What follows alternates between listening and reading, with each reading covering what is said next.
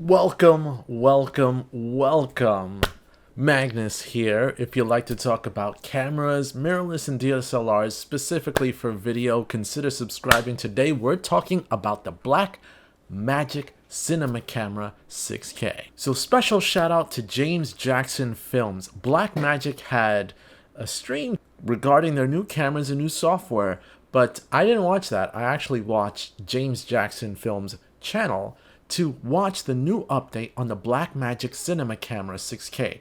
Now, it shares the same body as the 6K Pro, but in this video we're going to talk about what I liked and what I didn't like about that camera. So watch till the end because I'm going to tell you if I'm going to buy it or not. So what I liked about the camera. This camera, I like the fact that it kept the form factor because it makes it easy if you already have a previous generation Blackmagic Pocket Cinema 6K Pro. If you already have one of those cameras, you can adapt a lot of the things and a lot of the accessories that you already have to this new camera. So that really makes it easy for somebody to just purchase the new camera and get the latest and greatest from Blackmagic's Pocket Cinema line. Now, speaking of Pocket Cinema line, they took out the Pocket name from the camera. The Blackmagic Pocket Cinema series cameras started off really small, like a Pocket Cinema camera should, but then with the Blackmagic Pocket Cinema Camera 4K and so on and so forth, they changed the form factor to be more like a mirrorless hybrid camera, but it was really meant for cinematic video. But they kept the Pocket name, I guess, to really tell you, look, we're sticking to a lower price point with these cameras, but unfortunately and obviously everyone made fun of it for not really being a pocket camera at all. So it looks like they dropped the Pocket name from this version, and it makes a lot of sense. So I like that. Now, of course, one of the big things is I do like the fact that it is a full frame using the L mount system. First of all, you really couldn't go with Canon's mounting system or Sony's mounting system. Those are their own mounting systems, and honestly, even though Sony is open to third parties, Canon isn't. And to have another manufacturer design an RF mount, for example, that wasn't going to happen.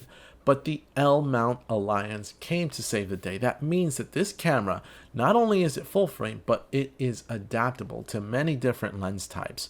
Or you can stick to the L mount series of lenses and go that route, but it really gives you the option and choice, which is why I'm excited to get this camera and use it for its advantages. Another thing that I'm loving about the camera is the fact that it records open gate 6K, meaning that they decided, rather than deciding to use a traditional DCI sensor size, they're using a 4x3 sensor size, which is the same as a full frame camera, meaning that you're able to not only shoot open gate, which is taking advantage of the full sensor and giving you the ability to crop and post should you want to use whatever you record for like different social media formats, or you just wanting to use a creative way of recording what you want. It really gives you that advantage, and your full frame lenses will take advantage of the entire sensor, and you could really extend your creativity and use anamorphic lenses with that larger size, which is incredible. But I also like the different recording modes that it has. You could record 6K open gate, you could record a DCI format, you can record in different resolutions and different frame rates. Now, it does record 6K at up to 48 frames per second, rather than the 50 frames per second that the Blackmagic Pocket Cinema Camera 6K G2 can do. But that's okay.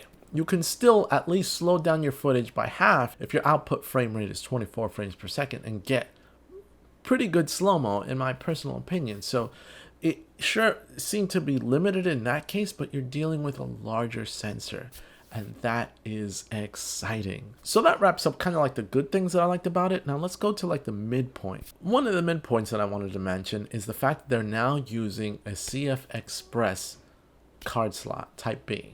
And that is good because I have those type of card slots and I know there won't be a speed issue. But one of the downsides to it is the fact that it means that if you don't already own CF Express cards, those cards are expensive and you'll have to buy them or use traditional SSDs. Rather than, it would be nice if they had a CF Express card slot and then a SD card slot. Now they said that you can do recording, like backup recording, right in the camera, which is good. You can record your B-raw footage and then you can record an MP4, but you really don't have that backup. It just all records straight to the card, one on top of the other, and that in itself means that if your card fails, you lose everything, and you don't have the ability to record a dual card slots. Not that you had that ability before in the previous Pocket Cinema cameras, but it's a shame that they didn't include it here. Another thing that they kind of took off, though I don't think it's too bad, but it's pretty sad, is that the camera records in B-raw format only, and then the backup formats are H.264 files. So that in itself, to me personally, I only record in B-raw. I never recorded in ProRes. I thought ProRes, there was no point to it. It was large files, but you didn't have the flexibility to adjust white balance and ISO in post. So I like B-raw anyway, and I don't use Final Cut Pro. I use DaVinci Resolve and Adobe Premiere. So from that standpoint, doesn't affect me too much, but it's unfortunate that they don't have ProRes because I know a lot of other creators like to use ProRes. Another loss, unfortunately, is the fact that you don't have internal NDs.